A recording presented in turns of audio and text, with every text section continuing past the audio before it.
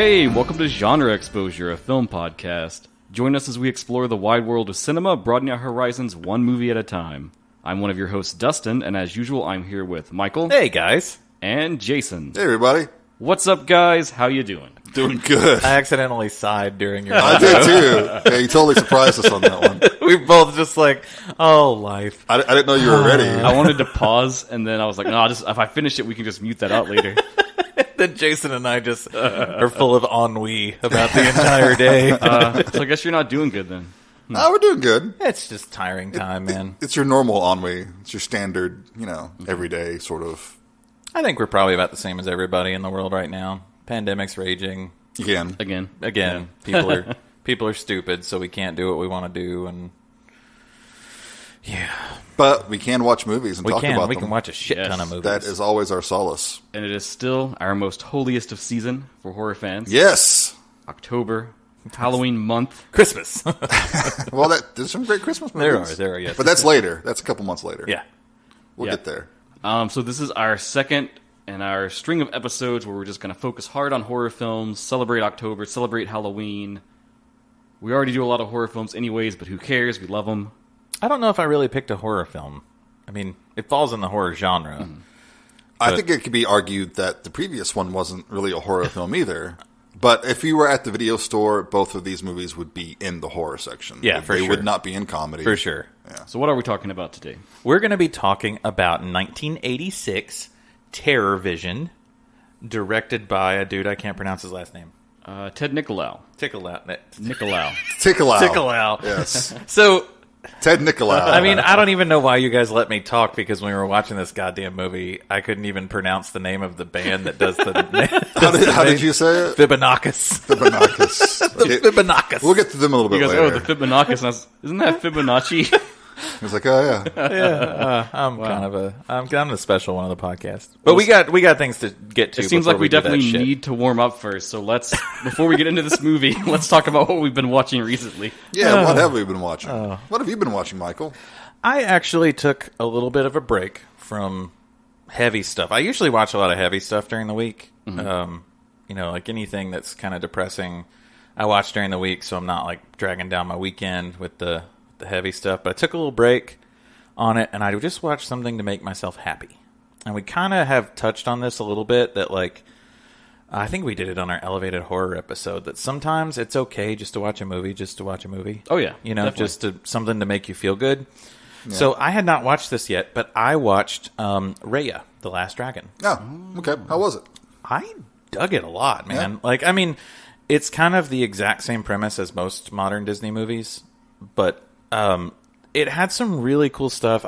Kelly Marie Tran voiced Raya, which I'm super happy to see her working after. She's great. I like her a lot. After people decided that for some reason The Last Jedi... She didn't belong in Star Wars. Yeah, for some and reason. They blamed her for Last Jedi, and I'm like, she's just an actress, guys. Like, you're going to blame someone, blame the writers. Yeah, chill the fuck out. Like, she's super nice, super cool. I think she's a good actress. I really do. I got it real quick. Sorry, I have to say this. Fuck Rise of Skywalker. Just fuck that movie. Well, they left her out of that completely. So. Oh, they literally patted her on the arm and said, no, you stay here. You don't belong in this. So therefore, I was really glad to see Kelly Marie Tran working like as a star of something. Yes. Granted, she wasn't on screen in person, but she did the voice. Sometimes the voice work is even more impressive. Yeah, You have to convey all of that with no movement, no anything. Right. And she was great. Like, Raya, I think, is one of the most badass, like openly badass Disney quote princesses that's been. Like, she can fight. Like,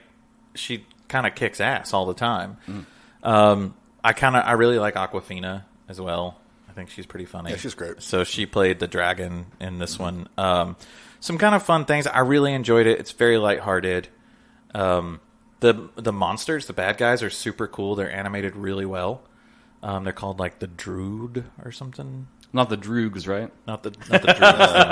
That's a different movie. The Drood. They're kind of like a ball, like a smoke-filled ball of energy and light and stuff. And as they come out, like as they sweep across people, they turn them to stone. Kind of, it was animated really cool. But some fun stuff about this movie that makes it a little different and why it appealed to me. They actually used motion cap fights for this. Right. Oh, interesting. So they actually had real martial artists choreographing the fight, doing mocap for it, so that it looked real. And holy shit, it did. Yeah. Like, there's a scene where Namari, she's like the head of the Fang village or whatever. Her and Raya fight, and it's very obvious. Like, Raya straight up stands in like Penchak Salat stance, which is what the raid uses. And like, she's using all these moves, and Namari comes in with a flying elbow, and I'm like, holy shit, they went full on Muay Thai. Like, Nice. it looks really, really good. That's cool. I do want to ask, because I hadn't looked a ton into this film. So is it based on a particular culture? Or No, is it kind of just a fantasy? I had to look that up because they Disney said they wanted to base it on multiple Southeast Asian cultures, so it has like a ton of Indonesian influence, like a lot of Thailand, kind of blended into a fantasy realm. That's cool. But it still very much feels like it respects all of those cultures and like brings in a whole bunch of parts of them. So Nice. not to leave out the Filipino stuff too, because they're definitely involved in that culture. But I had a ton of fun with it. It's streaming on Disney Plus. Looked amazing in 4K. I mean, looked really, really good. Nice. Benny Wong does a voice in it. No. Benedict Wong. Yeah. There's just a lot of fun stuff going on in it. Nice. So that was mine. Yeah, lighthearted. People are like, well, great, tuning into a horror podcast. Listen to a Not a dude talk horror about podcast. Disney. This is not a strictly horror podcast. Listen to a dude talk about Contrary Disney. to popular beliefs, this is not a horror podcast. If it's not, I'm leaving. All right, who's next? I'll go next. Yeah. I watched The Last Matinee. Oh, sweet. I was afraid you were going yes. to talk about that Prey movie. I'm not going to talk about The Prey. I'm done talking about subpar slasher films I was like, for a great, while. Until next time. Great. He ranted about it Friday night. He'll rant about it again. No. This is the new movie from the director Maximiliano Continti. It is, I think it's from Uruguay? I can't say Uruguay. What's the denonym for Uruguay? Uruguayan? Uruguayan? Yeah. Okay. That's what it is. Sounds Okay. good. I think you made that more complicated than it was. I think I did. I'm overthinking this. Anyway, it's a good movie. Short. As we all know, that's the short of that's it. your... No, that's the short of it. That's your selling It's a point. standard length of 90 minutes, which, yes, is the perfect Sure. length for a film. Doesn't overstay its welcome. Right, for a horror film especially. It's shot well. It's pretty. It's got that whole kind of giallo color thing going for it. Is it a giallo? No, it is not a giallo. It is not a giallo. It's not really a mystery, murder mystery. Like, there's this unseen killer, but it's never like... It's not like a whodunit. Yeah. There's not like a list of suspects or anything like that. Franco Nero's not in it, probably. So. Right. There's some decent... It was kind of sold as being really gory. It isn't. If you're a gore hound, you're going to be disappointed. There's a couple of nice kills, but it's nothing special in that department. Where is it streaming at? I rented it on Amazon Prime. Rented. Yes. So you paid for So it. Michael's I did pay for it. Michael's out. He's never going to watch this. It'll be a while. Until it's on Shudder, he's not going to watch it. But I mean, it's a fun time. I recommend checking it out. It's nice to see some more South American type horror films out there. Cool. For some reason, I thought that one was Italian. That's interesting that It looks Italian. It really does. definitely wears its And influences on it's its set sleeve. in a really cool old theater. Like, you can tell it's not a set. If it is a set, wow, that's a great set. But it looks like an old theater. Nice. Pretty neat. That one did get a lot of hype, though. A lot of people. It's heard a a lot little of good overhyped. Yeah, adjust your expectations. Bring them down a little bit. I know that there was a lot of articles doing like top 10 ocular kills in films because they straight up spoiled an eyeball kill in the trailer. Which that's another Italian trademark. Sure. Yeah. Especially in your Fulci films. Oh, yeah. I'm kind of, I feel like so many movies right now they keep really pumping full of like the throwback to classic gore, and then you see them and they're not. Yeah. Like, I'm not talking like Hostel level gore where it's gore porn, but Won't it be weird when we go long enough that torture porn comes back around again? I hope it doesn't. I really wasn't a fan of that There's some craze. good examples of the genre, though. There's some good movies out there. There are, but I don't know. There were some times where I felt like they were just pushing to push. Yeah. And I think the ones that truly pushed the boundaries were the ones that were like, well, this is what would fit the story, so this is what we're going to do, and it turned out to, like, if you look at something like Cannibal Holocaust, like, that pushed boundaries because They were like, this fits the story, so this is how we're going to kill this person. Instead of sometimes like Hostel 2, you're like, okay, well, they're just playing around, sitting in a room, like, well, what instruments can we use to kill somebody? And that's No, I kind of like Hostel 2. They flipped that script on the setup. It's fine for me. It's just, and I see what it's doing. I see the, like, I'm not blind to the message that it's putting out there. I'm not at all, but I don't know. Don't go to Eastern Europe. Is that the message? That is, don't stay in a fucking hostel. Yeah. Wow. Well, how about you, Dustin? Okay, well, I've been kind of burned out on films for a little bit, so I've been recharging my batteries. I've been watching some anime, so I'm going to talk about an anime today. An anime movie? No, a series. Breaking But the rules there are a again. lot of film connections to it. Okay. So I've been revisiting Paranoia Agent, which is a series directed by Satoshi Kon. You're going to know him for stuff like Perfect Blue or Paprika, which are both movies. Perfect Blue's great. He sadly passed away way too early than he should have. He's like a genius as far as anime and stories and concepts, and he's super influential because if you look at Perfect Blue, you see that crop up in like Requiem for a Dream, Black Swan. Paprika was a big influence on Inception. Like all his stuff, the West really kind of draws from the things he does and pulls from them. But Paranoia Agent is kind of this like psychological thriller. It follows this, well, it's like an ensemble. It follows several characters and kind of interweaves between their lives.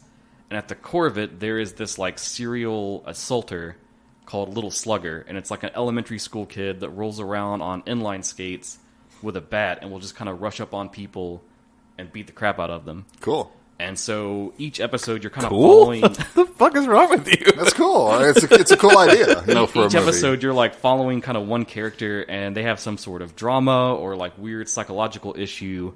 And over the course of their story, they will connect to the other characters and also this little slugger character and become their victim.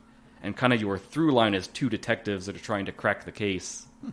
Crack the case. Which at first it seems very straightforward, and then it starts to get into this weird things where it's like, is he a real person? Is he a figment of someone's imagination that's been manifested? Are there copycats? And it really just goes out and gets very trippy and surreal. Interesting. Is it like a limited series? Yeah, it's only about 12 episodes, Okay. so it's a pretty quick watch. How'd you see it? I own the Blu-ray. Yeah, there we go. Just wanted to make sure everyone could take a shot. I think Funimation has the license right now, so it should be on their streaming service. Okay, cool. I know they've got a free trial. God damn it. I'm the cheapest son of a bitch that's ever existed. But it's super fun, and if you've ever seen any of his other movies, it's a good series to check out. Cool. I'm always looking for new anime that I might like, so I'm excited for that one. Awesome. Very good. Well, I hope we're more prepared now. Get down to business.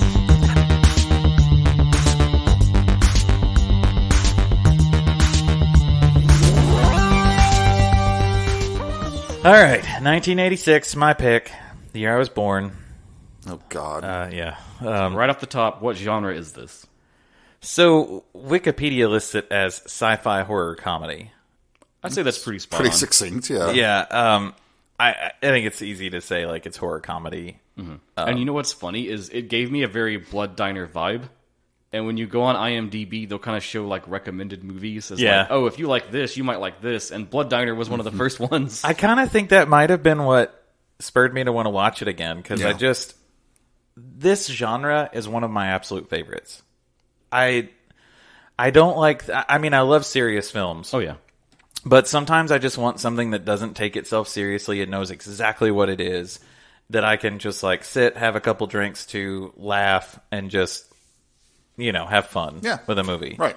So, TerrorVision's from 1986, directed by Ted Nicolaou. Also written by Ted Nicolaou. Produced by Charles Band. Yes, I figured that would come in pretty soon. Which we should say him, Nicolaou, both of them are just huge titans of Full Moon when that got created. And do you want to give a little background on Full Moon for anybody who might not be as... Yeah, so they were founded in 1989, and they kind of got born out of Empire Pictures, which is where TerrorVision was made. I don't remember the whole history of Empire Pictures. I really should, but I was a little bit before my time of caring about things. But Full Moon was kind of just that crew carrying on, and they really focused on like the direct-to-video market, which was blowing up at the time. And they realized that like they could do these horror films and these low-budget like sci-fi, horror, comedy, anything, put them direct to video, and easily make just as much profit in return than trying to like wedge into the theater system. They remind me kind of like a more serious Trauma. Yeah, I could see that. Like, Trauma's just batshit. And I don't think Full Moon ever intended to be Lloyd Kaufman level No. of batshit. Yeah, Charles Band is kind of like Roger Corman meets, Trauma, Lloyd Kaufman. Band seems to me from interviews like less of a dick Roger Corman. Hey, you lay off Roger Corman. I He's like not a Roger dick. Corman, but Roger Corman is known for just being like, suck it up. We don't have any fucking money. You're going to do it, or you can do something else. So it's just how he's known for working. And But they're still cracking today. They actually have their own streaming platform, which is interesting. I'm surprisingly not subscribed to it. I probably ought to. That is weird. You probably already have everything on Blue anyway. Likely, so. yeah. But some of their big things, Puppet Master, which Band created.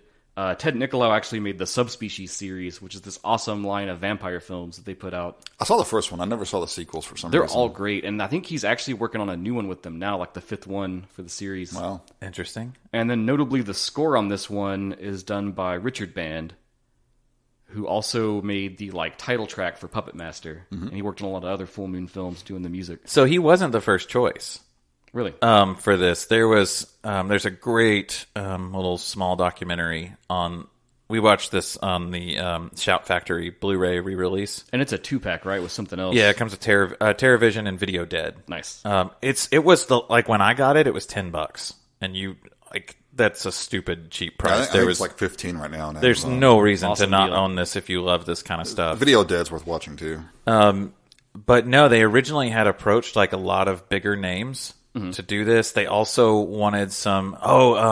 Lux Interior was one of the ones that was approached because Ted Nicolaou was listening to a lot of the Cramps at the time, and he actually watched the film and was like, "I just don't have time, man. Like, I'd do this for you, but I just don't have time." And so, really, it came down to like who was available. You tried to get Frank Zappa too at one point. Yeah, right? Zappa actually wanted to do it, but couldn't. That would be crazy. They just couldn't work it in. And he even talks about like, can you imagine what this movie would have been like if Zappa did the score to it? So Richard Band was there. You know, Ted Nicolaou did interestingly say that he felt like Band's score made it a little more goofy than he intended it. And I think you see that in a lot of his compositions. There's always sort of like a playful, almost like fun element to them. I really like the score to this movie. I thought it was cool. I think it fits. It's not really memorable. No. It doesn't like invade and stick in your head, but I mean, it fits the film really well. Yeah, because it is kind of goofy and lighthearted, and so it's that's kind the of to me that's kind of like. We never really talked that much about how score impacts a film. Sometimes we do. It just depends. You're wrong. We don't. No, I think we have. I just forgot it all. Wow. But no, it's interesting in this to think of like what this movie could have been with different people attached to the score. So I'm glad Richard Band got it. I think it works. Sure. And it Some makes other fun things on Nicolaou. He did a film for Full Moon called Bad Channels. And I don't know if you guys have ever seen that one. Weirdly, it's one I haven't seen because the music on it is one of my favorite bands. It's got a great soundtrack. Yeah, Blue Oyster Cult. But nice. it feels very similar to this movie, except it's that these aliens beam down to a radio station and try to abduct people and mess with them. And it has a whole music motif and music references and music and the way music impacts us, which is in this movie a little bit. But then this movie has much more to do with like television. That sounds like maybe a future genre exposure Yeah, pick. so So watch it's, that it's one. an interesting little like sub connection. And then just to throw in for fun, because I do love Puppet Master, Nicolaou directed the Wayward Puppet Master versus Demonic Toys TV movie for the Sci-Fi Channel. Ooh. And it's the only Puppet Master anything that's ever been made non-canon. Oh, wow. I really enjoyed Nicolaou's interviews in this. He just seems like he's so down to He's just like earth. a cool guy. He's a fun guy. He just seems like he knows exactly what he's doing, and he's not trying to do anything else. It's a shame he didn't get to do more. I mean, he did sound on Texas Chainsaw Massacre. I mean, wow. Great start. And edited Tourist Trap. Have you guys ever seen I Tourist love Trap? Tourist So that's Trap. where they met. That's where Band and Nicolaou met, is that he edited Tourist Trap. It's really underrated. It's a great movie. I thought it was really cool, too. Yeah. When the mannequins come to life and just like Yeah. hurl through the air at people, so it's like, creepy. oh, fuck. Yeah, it's weird. So we will definitely have this on all of our social platforms so you can see the poster for this film, because I fucking love the poster. Awesome. Yeah. It's just classic pulp 80s. And the poster was created before the movie. Old-fashioned, good old Roger Corman type way. Yeah. And so Band had these group of posters that he'd had designed, and basically it was like, take a look at these, what can you do with it? You know, like, what kind of movie could you make of it? And they saw TerrorVision and was like, oh, we could do this. Yeah, and the poster, Classic. it's like a satellite dish with a monster eye coming out of it and like tentacles coming out. Very, So. very 50s sci-fi kind of a thing. Which basically the poster tells the story. What is the general synopsis? So we have, do you probably have like the planet names? Well, I gotta say something real quick though, because the band they did go with for the theme song, the Fibonacci's. I love this theme song. Fibonacci's, thank you. Fibonacci's, I'm sorry. It's a great theme song. It really is fun. It's on Halloween playlist every year. If you don't have it on yours, it needs to be on there. It's a weirder B-52s. Yeah, it's like Oingo Boingo and the B-52s and the Cramps, all kind of in a blender. Yeah. So it's the planet Pluton. Pluton, yes. Pluton. They have like a kind of a solid waste creature that they flush out essentially into space, but because of the new satellite dish that an American family, a Los Angeles American family, the Puttermans have just purchased, it goes awry, and the particle matter, I guess, of the... their disposal process seems to be that they break it down into like radio waves and then just blast it out seemingly into the depths of the universe to just go forever and... Well, that didn't happen gone. Here, and it ended up... it ping-pongs off of planets. ends up going into the new satellite dish, the do-it-yourself model, which he was advised not to get the do-it-yourself model. But then it shows up... the creature comes through the TV now, and starts to terrorize the family. And what a great family! I think we get to talk about this family. Yeah. Well, the patriarch is Garrett Graham, who plays Stan. Beef. He's fucking awesome. From Phantom of the Paradise. If you haven't seen Phantom of the Paradise, check it out. It's so good. So good. I still haven't seen that one. Oh man, we have to do that as an episode one day. Because you all know my love for musicals. He plays a shock rocker named Beef. I need to see it. You guys showed me the trailer once, and I was like, why haven't I seen this? Yeah, it's so good. Let's see. Oh, he's also in Child's Play too. That probably makes you happy, right, Dustin? Oh, yeah. Yeah. You've got the mom is Raquel, played by Mary Warrenoff. The great Mary Warrenoff. Roger Corman, alum there. She is a cult goddess. She's one of my favorites. She's great. They wanted to tap her for Medusa. Yeah. But she was like, I want to play the mom. And we should note that this couple is a swinging couple. Yeah, there's some interesting dynamics with this family, I think, we should get into. Yeah, I'll just throw it out there first that they're swingers, but they do have 2 children at home. They have a daughter. Susie, played by Diane Franklin. The great Diane Franklin. Diane Franklin is also amazing. Fantastic in this. Absolutely awesome. She's always great. She was in Amityville Horror 2. I think that was her first horror film. Electric Boogaloo is the official. Better Off Dead. Great comedy from the 80s. Most importantly, Bill and Ted's Excellent Adventure. Yes. Thank you. And I love her character Susie in this one, like the crazy 80s hair. She is just every 80s trope, like Cyndi Lauper on crack. Yes. Like just amped up to be more 80s than... The most 80s you've ever seen a picture of Cyndi Lauper, like amp that up times 10. And that is her character here. And then we've got, Sherman, the little boy. Sherman is pretty much just a normal kid. He's the one who has, like, no real issues. Played by Chad Allen. I don't know about that. Because there's multiple mentions of him being on medication of some sort. I don't think that's his fault. I think that's literally just him being a kid, and the parents are like... And that's part of the clever commentary of this movie on 80s culture. Oh, yeah. Right. Over-medicated children. We'll get into that. Yeah. Still now, for fuck's sake. And then good old Grandpa, played by Burt Remsen. So something really crazy is Burt Remsen was not the original pick for this. Multiple people read for this. Fucking Donald O'Connor read for this from Singin' in the Rain, which we talked about. That's one of my favorite musicals, and I just can't picture Donald O'Connor in this movie at all. Like, how, and the fact that he read for it and they're like, no, we don't want Donald O'Connor. We don't want classic Hollywood in this. Grandpa's a very nuanced role. But they said basically when he came in and read for it, they were like, holy shit, this is the guy. Like, this dude this kills it. Yeah, he's obviously, World War II vet. Mm-hmm. Conspiracy nut. Yeah. Military nut. He's out shucking his lizard tail rations Yeah. to people. He's apparently based off of a guy who was a actual street person. Yeah, like a Times Square personality. Yeah, right? but in L.A. And he's like the Hershey bar man or something. Yeah, General Hershey. I love what he says at the one part where he's like, "Oh, I hate downtown. It's going to crap." Used to be you could just Weirdos walk everywhere. up and have conversations with people, but now you can't give out your literature or anything. And it's like he is the crazy person. He just doesn't realize it. He's got the hat that they have made for him is fantastic. It's just got all these like toy planes attached to a military like aviation hat, and he's on to survival and all that good stuff. And Sherman's following his role. Yeah, he's dressed in fatigues, right? But I really like the relationship between Sherman and the grandfather. Yeah, they're very close. Yeah, I think so. Maybe the stuff that Grandpa's pushing isn't the best things to push. Yeah, he does have some Confederate flags on his bunker. Yeah. There's that.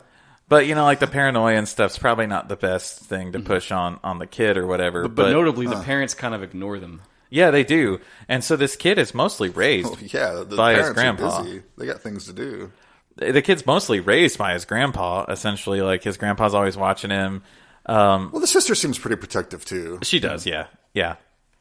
But I kind of like that. I really like that relationship. I thought it was a really sweet relationship between Sherman and his grandpa. It is like heartwarming when they just kind of sit down early on and kind of watch TV together. Yeah. And he's like, oh, isn't this a good one? That hit me really hard because that's what I did with my grandfather. Like, I sat and until I was too big, I used to sit in his lap on his recliner, like when I was little. And then when I got too big, I graduated to the armchair of the recliner, and then I broke the recliner because I was too big. And so he's like, "You got to go to the couch, buddy. Like, I love you, and I'm happy you're here with me, but you got to sit on the couch." Plus, you're 18 now, Yeah. and you really feel it. No, I just have so many fond memories of sitting watching war movies with my grandfather, or watching countless reruns of Walker Texas Ranger just because it was on. Cool, very cool. So I related to that. My grandfather was nowhere near as crazy as he was pretty crazy, though. He was a good fellow. Yeah. So, but it wasn't I really don't think into he the ate whole. lizard tails, as far as I know. Probably a lot of frog legs. 'Cause Hey, country people, but Sure. But yeah, so they wire up this satellite. Something kind of goes awry, which is that beam of alien infusing itself in there. But then it starts working. Starts working. Everything's going well. it picks up porn really well. Yeah. When The whole family's in there, and then it's pouring, and they're the Channel 69. yeah. And then Diana Franklin's covering the kids' eyes because the parents don't care. And with a joke like that, that's one of the things we should say is this movie's very cheesy, very corny in a lot of its humor, but it never tries to force it in a way where it's so funny, even though it is very cheesy. Well, this is camp done right. Yeah. This is what camp should be. They basically take every character and just turn it up, to cartoon level. Yeah. And it's not like when we watch a this is one where people talk about it's so bad it's good. I don't believe that. It's not bad. No, it's not I bad think at this all. movie was entirely made for what it was intended to be, Yeah. and it was just let's spoof everything we love, Yeah. and just turn everything up, though. Yeah. This was made in the mid-'80s. They are very aware of what they're doing. It's such a social comment on the 80s. And there's two other characters we haven't got to. And when I say two, one of them is because I view the house as a character itself. Sure. Yeah. Great production design on this one. And they said they actually visited a lot of houses and mansions of real swingers to get a feel for how are these laid out, how are these decorated. And so they built this set. It was because they shot this in Italy. Wow. It was shot in Rome. Do you know who the DP was while we're talking about that? It was somebody who used to shoot for Romano Albani. Didn't he used to shoot for He shot Inferno and Phenomena. Oh, I thought that name was interesting. familiar. Yeah. And Ted Nicolaou talked about how amazing of a DP he was. Just that he respected, he knew what they were doing. Well, yeah. He was very open. He was like, I don't care, we're making this movie. And he said the entire crew had so much respect for the director and their vision that it didn't matter what it was. They're there to do a job. And so he's like, they're giving their absolute best. And he's like, honestly, American crews would have like given me sass or like really made this a difficult production. Mm-hmm. But he said, no, this Italian crew was just, half of them didn't speak English. So he's like, they just did whatever I asked of them, and I really got to make the movie I wanted to make. The Italians also get weird, you know. Yeah. So they understand the movie he's making. It's like, oh yeah, we've seen this. This was shot on the old Dino De Laurento soundstage. Yeah, that he apparently gutted before he left. Well, I think that was also because the reason he left. Because wasn't he like? I think I heard some story where he like took the plumbing and the wiring with him. Yeah, that is true. Because he was like notoriously cheap. Yeah, that is true. So there was no air conditioning in this set at all. So they said it was basically Rome, which gets really fucking hot in August. There's no air conditioning, no real plumbing or anything. But this was a trial run on this set, basically to try to see if they could salvage the set. So, beautiful set built of this crazy-ass 1980s, like, swinger mansion. Yeah, like there's borderline pornographic paintings on the walls. Not borderline, dude. Just they like weren't pornographic. They were nudes and stuff. Well, there's some bondage going on. Yeah. There's some BDSM going on in a couple of them. There's like a statue with water coming out the nipples. Yeah. So, the kid who played Sherman, apparently his parents came on set, and they were like, oh... what kind of movie is this? So they just politely asked, and I noticed, I didn't realize this till I heard this, and they politely asked, could you not frame Sherman with those pictures directly behind him?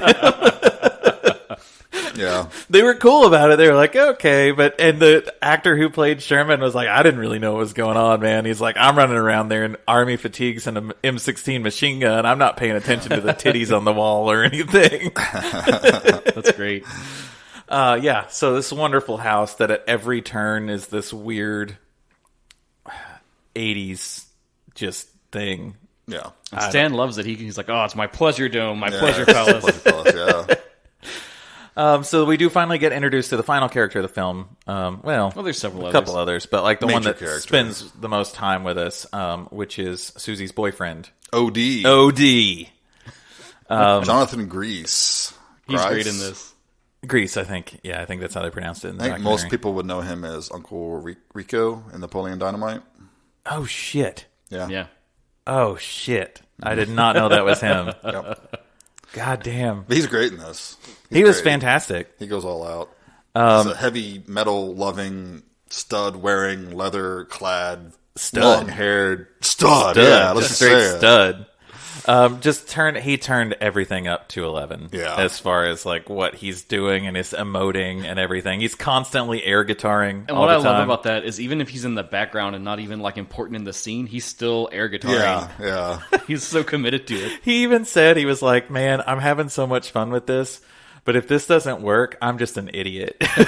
And he kept being encouraged. They're like, no, this is a cartoon film. Right. This is a cartoon film. Just fucking do it. Just turn it up. He's a caricature of what everyone thought a headbanger was at the time. And this is before Bill and Ted, you know. I mean, they're not. And that whole Valley, dude speak type stuff. They're kind of not wrong, though. I mean, like...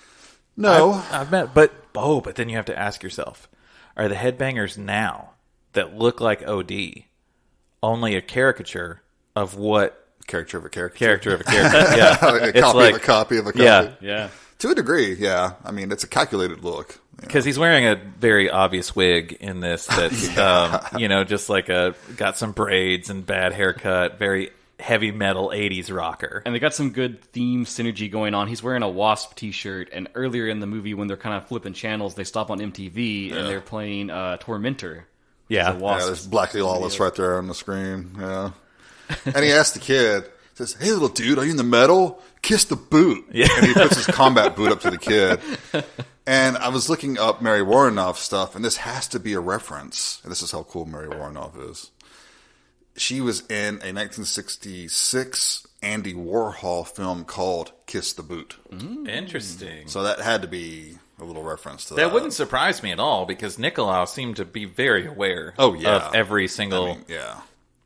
I mean, I'm just amazed, though, at everyone's willingness to do this movie. Like, if you were to look at this now, people would shit all over this. And I'm sure there will be a lot of people so people did shit on it because this currently has a 0% on Rotten Tomatoes. Yep. And What?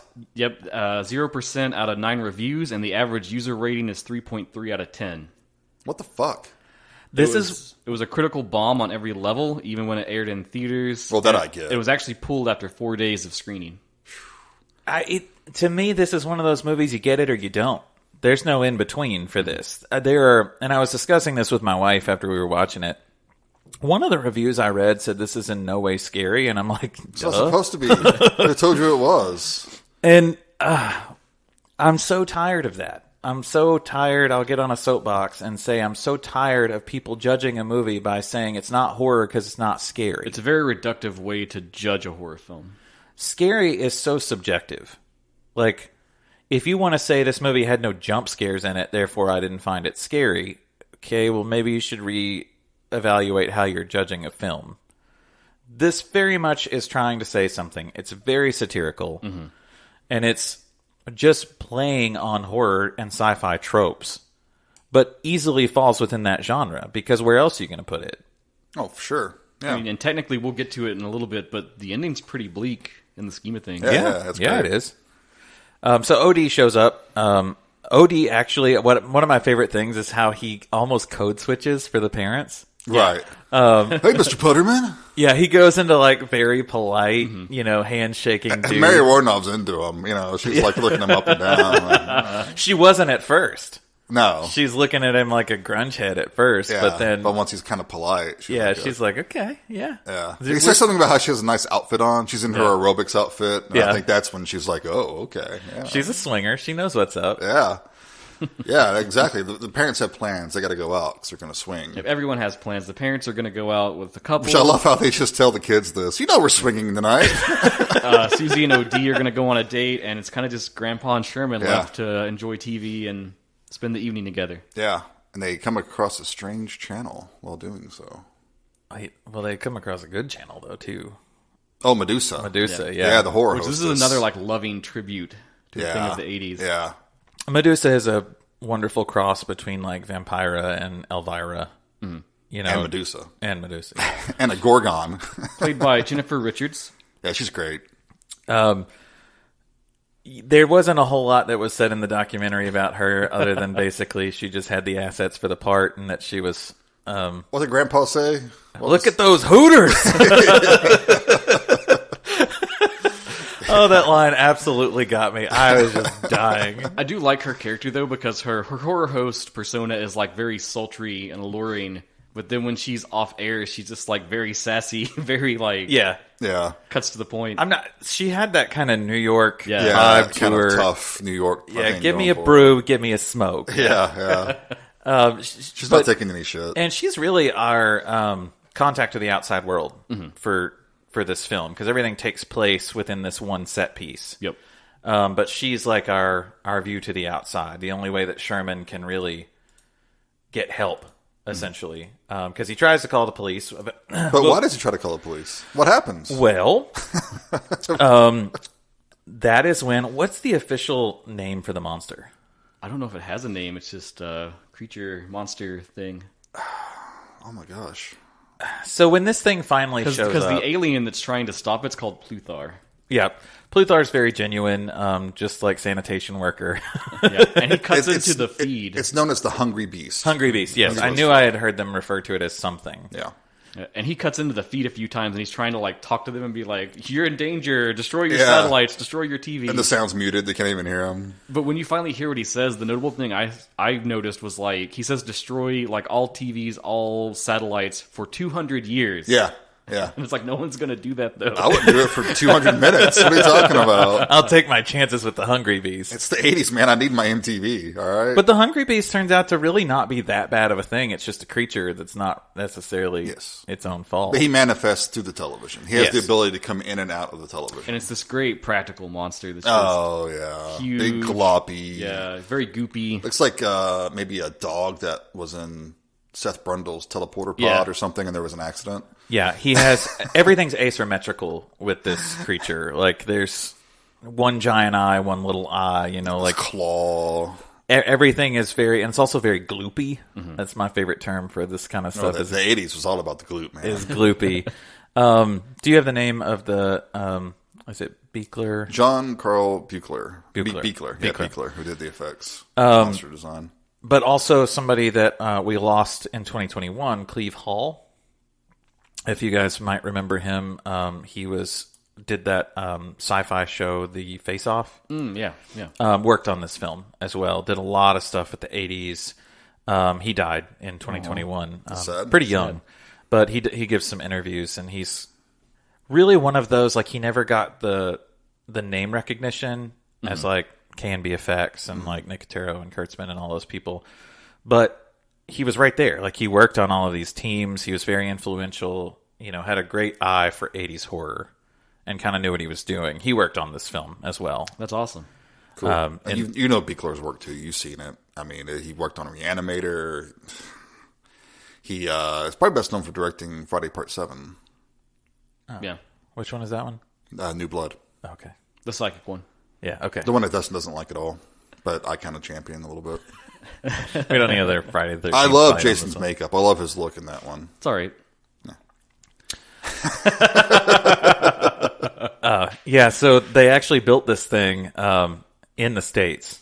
In Buechler's. Shipped it over? Yeah, they flew it over because normally it takes like 6 weeks to get these things shipped properly, and like they send them by boat or whatever because it's the most economical, and they fucking overnighted this thing to Rome, which I think is fantastic. They pull it off the truck. It's like, what the fuck is this? That's probably the most expensive one item in the entire production. Sure, but if that doesn't work, nothing works. Right, yeah. Like if It that looks so good. It's nice and practical. It's there in your face. I would say that maybe some younger listeners would disagree and say it doesn't look good, but this is. Well, it's supposed to look a little chintzy. Even at the time, it was supposed to look. This a is little chintzy. classic '80s practical latex foam. I mean, I'll take this over any low-budget CG monster. I will Any too. day of the Because week. it's there and you can see it and feel it. And it has the interacts thing with actually people. has emotion.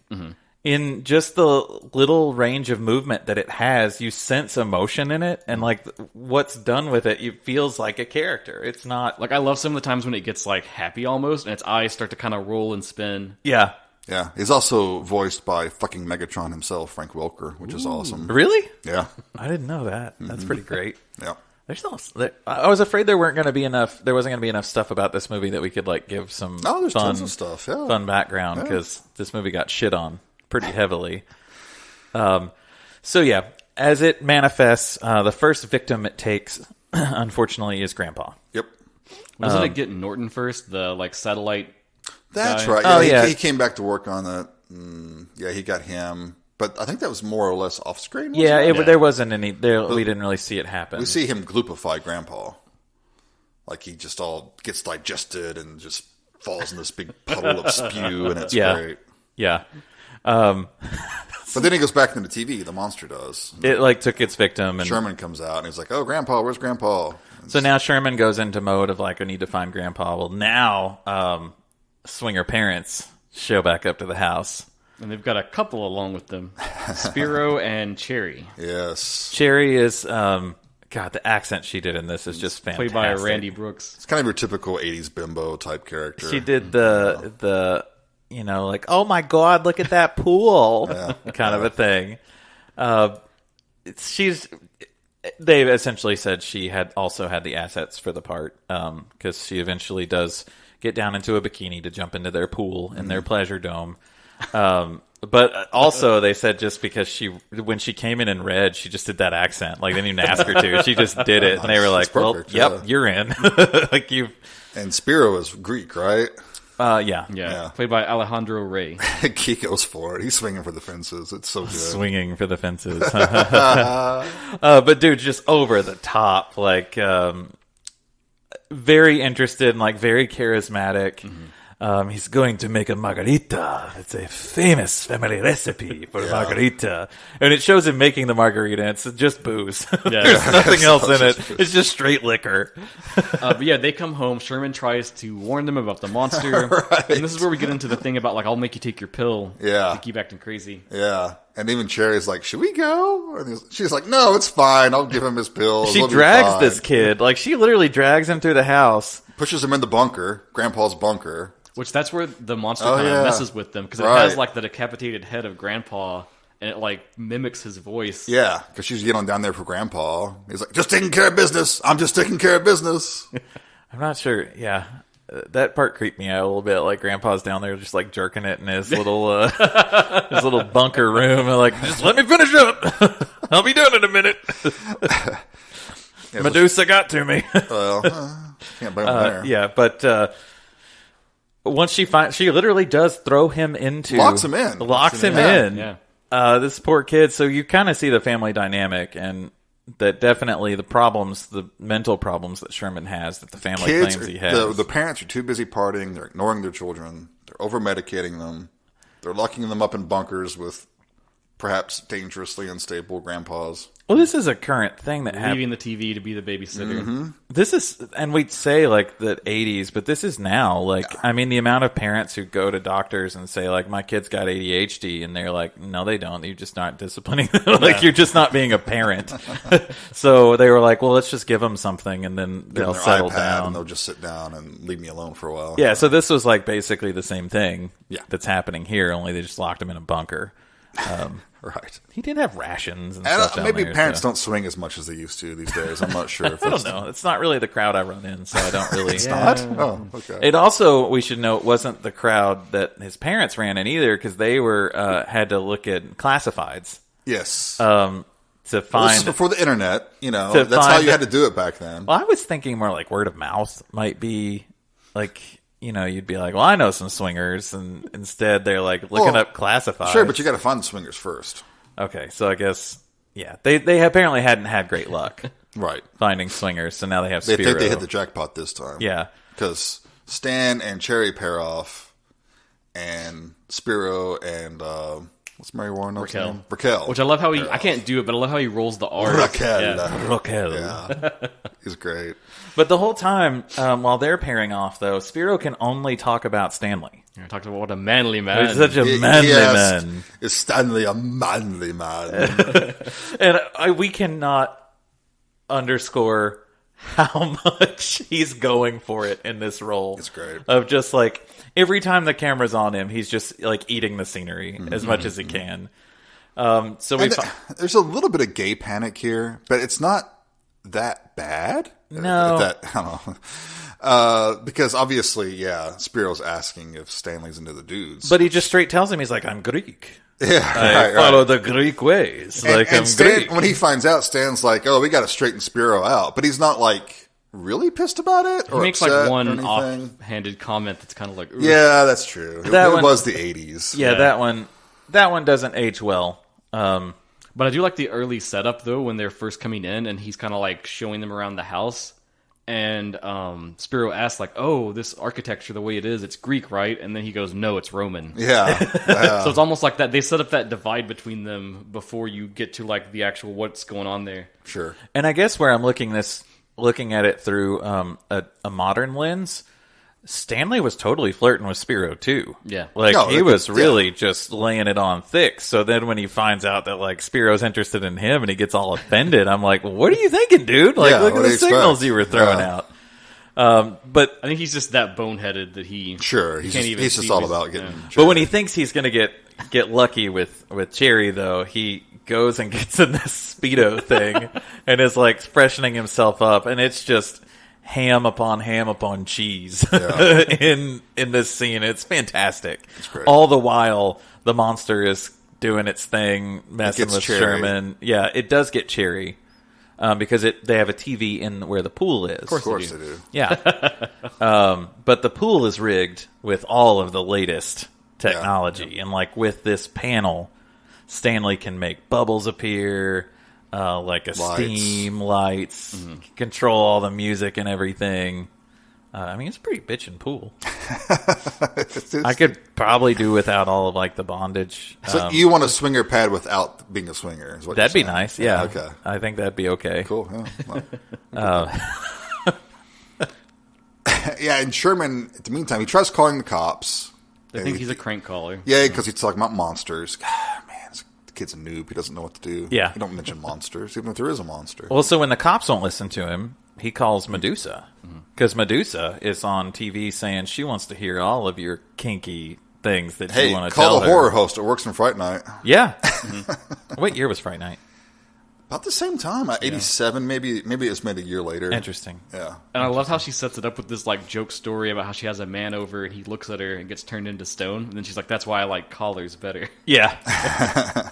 I loved I'm a super nerd for horror hosts, though. Like, And the little clips they show of her actual program are great because they had like the giant claw. Yeah, Giant Claw. It's a few Earth other versus ones. the Flying Saucers was one of them. Robot Monster. so Ooh, Fright Night was 85.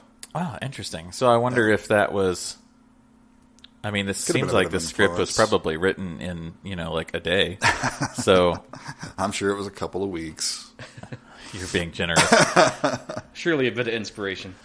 Yeah. So, but again, she's our connection to. She's the one who should believe him, right? She's the horror host, even though he doesn't realize that she's playing a part. Yeah. But she's the horror host, so of course she'd believe Sherman. She even asked something about like what kind of medication he's on or something. Yeah. Yeah. So Sherman doesn't get any help No. until his sister in OD. Yep. Well, before this though, doesn't everyone gets it who's in the house except for Sherman? Yeah, the monster gets them all. The monster tricks Spiro by pretending to be Cherry in the pool. Right. When it's all foggy because they used dry ice, and apparently it was like freezing in the pool when they did this. And then Raquel and Stan come in, and the pool's full of this gloppy, horrible grossness. That's where we get the really Like, unfortunate. what did they do? That's where we get the unfortunate comment that does not age well. Yeah. But it's still a funny scene. Sure. And what it is Sherman actually decides if no one else is going to help, he has to do it himself because he gets to the C4 and like blows open the door. Right. And that's right when Susie and OD come home. Yes. So the parents are dead. No one's there. There's just a gloppy mess left. There's not like real bodies. And so we don't really see those kills are mostly done. We see a little bit of it, But not when to he's the- killing Stan, there's a little bit of bleh coming out. Yeah, but like not the- like Grandpa or later on. Yeah. Yeah, those are mostly kind of an off-screen type thing, and Yeah. you do get a little bit of gloop with Stanley and Yeah. everything. So basically with those characters gone now for the film, it's left to OD, Susie, and Sherman. And you kind of get the same shtick. They don't really believe him. Why would they? When they go to check on Mom and Dad and they come into the bedroom, That's one of the best scenes. one of the best ever. scenes in the film, easily. They're all four laying in the bed, gloopy, covered in gloop, which... And just their heads are popping up under the covers. And they say they're fine, and then the best is when they say, well, where's Grandpa? And then Grandpa pops up right in the middle of them, right between Stanley and Raquel. Susie's like, "Oh, gross, Grandpa!" Oh, yeah. It's great. It's fantastic. But now the movie kind of shifts because It goes in. This is the one criticism I might have of this film is in this little section, it goes in a weird direction. It does. The monster is getting ready to eat OD. And OD falls back and throws his arms up. Yeah. And the monster sees all of OD's battle gear, like Yeah, his metal spiked battle gauntlet. gear, his spiked and stud gauntlets, and the monster remembers Pluthar on his home planet, like caring for him and petting on him, and he wears these studded Yeah, some more like gauntlet type things. leather gauntlets. And so he thinks that he's a friend. Yeah. So he says, "The monster saw my studs and chilled out. He must be in the metal." Monster probably wasn't a metal. Yeah. So they now go full on ET, Which they even reference. and are, That movie that made you cry like a butthole.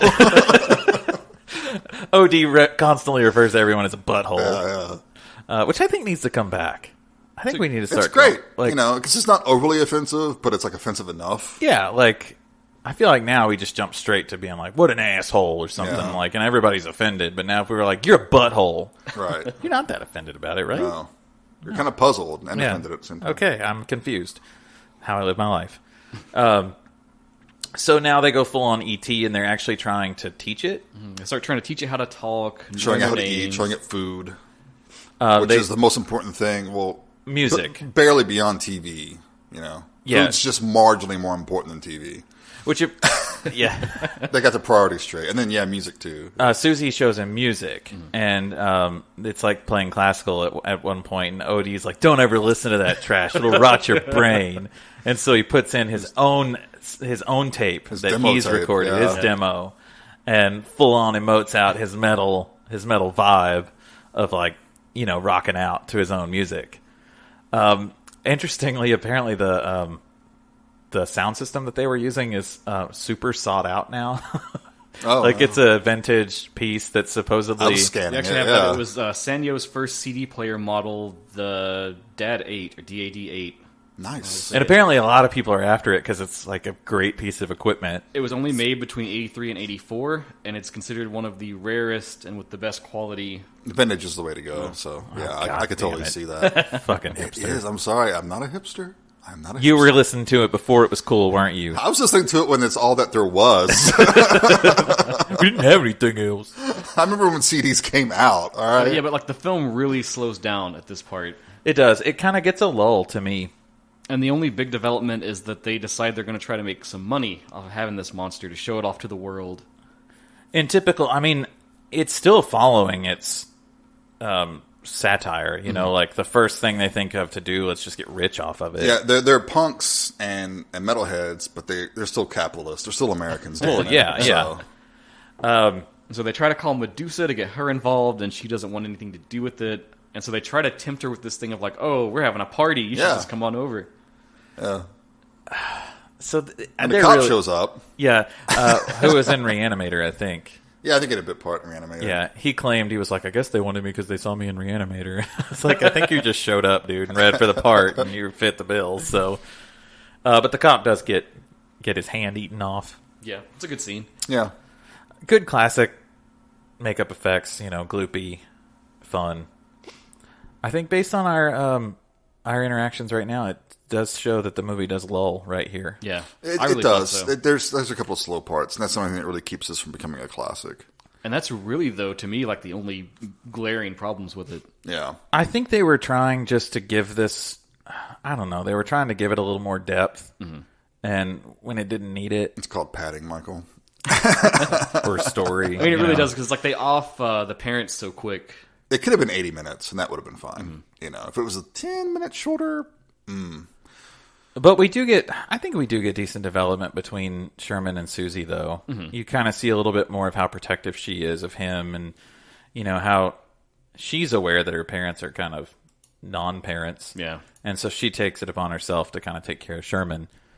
But yeah, from here they decide, they find out though through Pluthar. Yeah, he shows up. Yeah, Pluthar beams himself through. Well, didn't the most terrible thing happen before this? When OD dies? Does he die before? So he dies before Pluthar. Yeah, he does. Yeah. He does. Okay. He calls the monster a butthole, and then gets his face sucked off. So you don't call that monster a butthole. Yeah.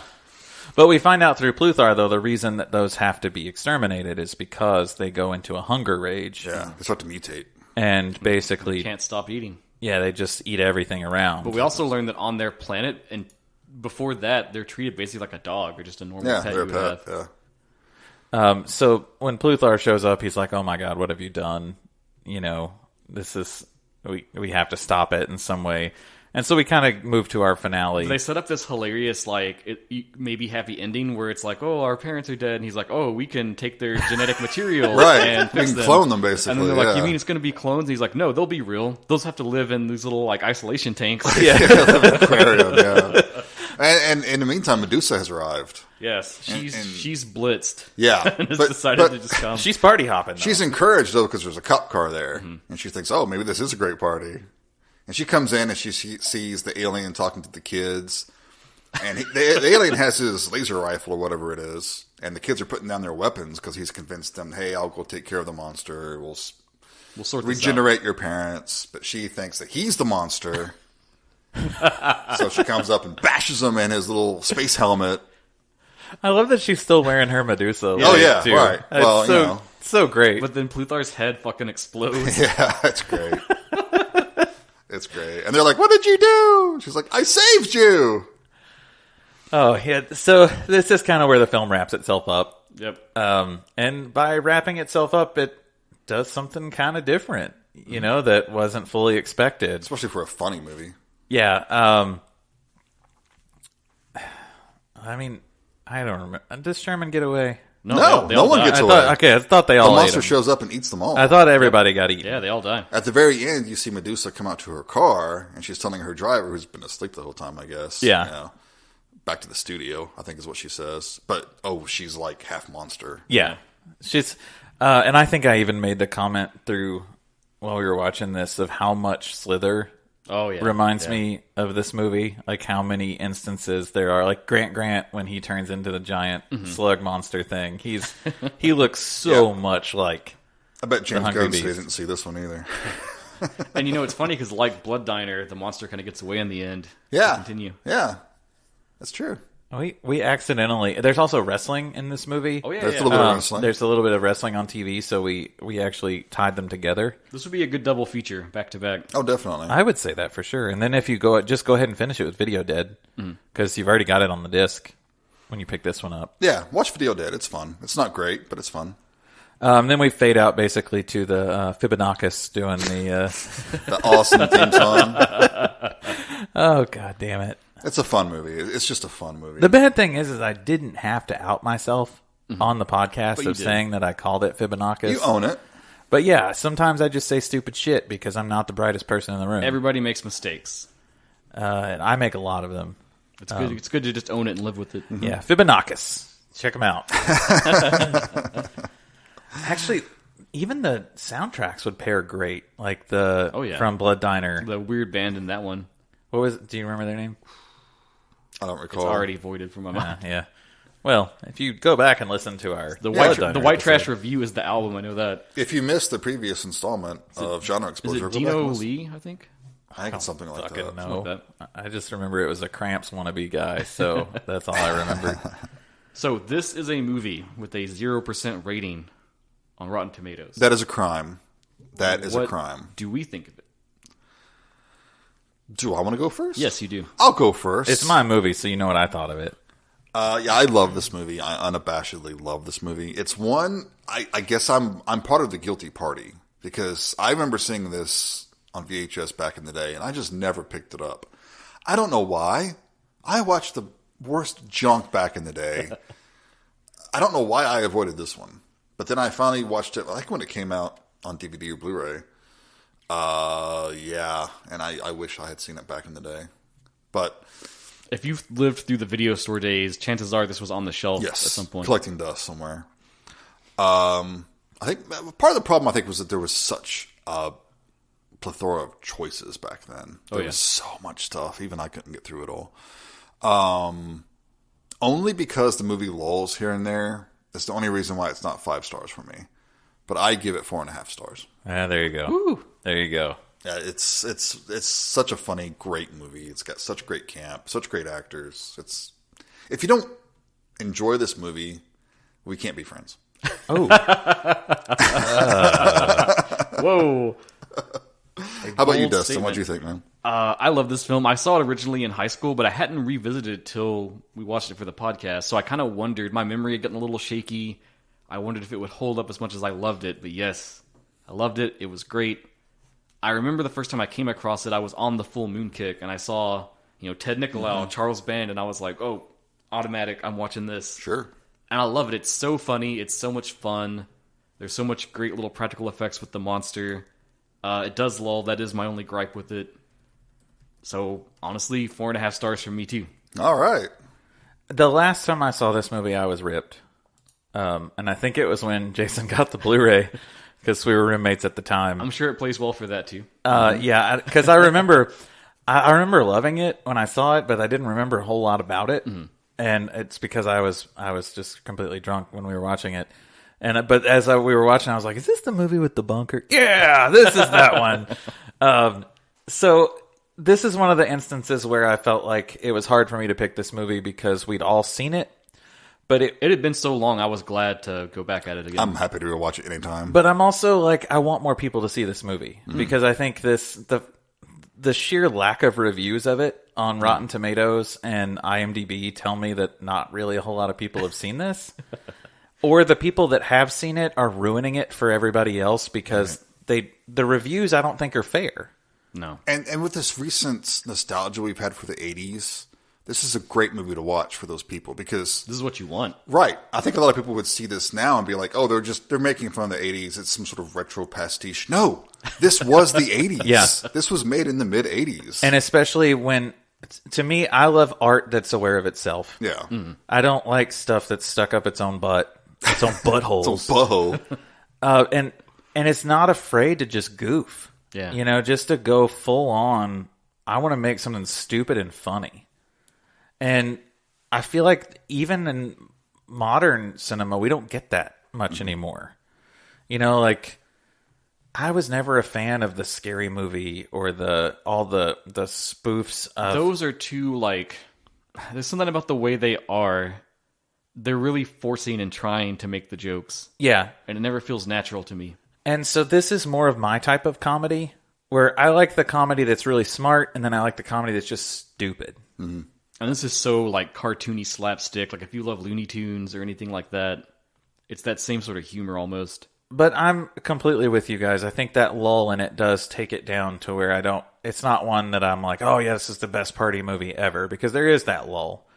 But it's not a bad lull. It's just... Well, if you're watching it in a party atmosphere, by that time you're going to be pretty drunk anyway. Yeah, and that's not paying attention that much anymore. That's so true. It's That's fine. true. It's fine. So I'll go 4.5. I think I'll go Oh, wow. 4.5. Consensus. We're all in sync. It's just so much fun. Yeah. This is just, if you love... And I kind of feel like our listeners have probably seen this. I'm sure all of them have. But if you haven't, good God, go watch this. Mm-hmm. You can pick up the Blu-ray from Shout Factory for, what is it, like $15? Thanks, $15 right and now, you get a really great double feature, so you kind of can't pass on Which that. I love all those double feature discs. Yeah, they're they've great. done. Yep. Because there's not as much extra content. Like Shout Factory put together a really fun little 30-minute documentary with some interviews, you know, about video, about TerrorVision. That's on YouTube, too. Is it? Actually, the whole movie's on YouTube right now. So Well, and that's what we were going to say, is that it's also, if you don't want to pick up the Blu-ray, if you're not, you know, a physical media hound, a collector like Dustin, it's out there. It's easy to watch. And I'll put the link in the show notes. Okay, cool. Excellent. Yeah, so much fun. You can watch so much worse than TerrorVision. It respects your time. It really does. I will say I do think this is one that's best watched with some friends. Oh, yeah. Grab a few friends. Some adult beverages if you do that. Just sit down and have fun. Yeah. Just laugh, cut up. It's a good time. Yeah, it's great. So, we've got 2 more weeks of Halloween times. We do. And that brings us to Jason's October pick. All right. So we've done a couple of like horror comedies from the 80s. And I want to keep things relatively light. And the whole thing about, you know, being in the 80s and TerrorVision and all that. And because I've talked both about Blood Diner and TerrorVision about seeing the VHS cases in the stores back in the day. So it made me think of, the good old days of renting VHS. So I've decided to do the thematically appropriate titled movie, Trick or Treat, from 1986. Oh, shit. Is this the one that has... This is like the metal one, right? It is. This has Alice Cooper in it, right? Incorrect. It has Gene Simmons. Oh, yeah. And a little bit of Ozzy Osbourne. Ozzy, right, okay. Not to be confused with Trick or Treat, Correct. the I've much actually- beloved Halloween anthology film. I've never seen this one. Good. I've never Really? seen Trick or Treat, no. Oh, have you seen it, Dustin? It's another one of those like high school rentals. Same video here. It's stores. been ages since I've seen this. So I don't know how much I'm actually going to like it. I might wind up hating it. But it seems appropriate. This could go horribly wrong. It could. So tune in next time and see how horribly wrong it goes. I'll wear my Kiss makeup for next time. Oh, nice. No, I won't. Okay. I hate Kiss. we could just lie because it's a podcast. No, I could have lied about the Fibonacci. I didn't. So do you think I'm going to be able to pull off a big grand lie about like Kiss makeup? No. Yeah, I didn't think so. All right. Well, guys, it has been so much fun talking about this movie. As always, thank you all so much for getting in touch with us on any of our social media platforms. It's really, really nice to have you guys talking to us and giving us your thoughts on the episodes, on movies that you'd like for us to see. We've actually got a nice list. Yeah, we've been getting some more recommendations, but we want more. We always want more. Yeah, because some of them we have seen, and we're like, yep, we've all seen that. We're like pretty- the hungry beast. We can't get enough. Yeah, but unlike the hungry beast, you can continue to feed us. Well said. So continue, please keep reaching out to us. All the social media platforms. Seems like you guys like Insta for the most part. So maybe we'll lean more Yeah. that way. yeah, that's okay. Well, until next time, you have been listening to Genre Exposure. See you guys later. Bye, everyone. Take care.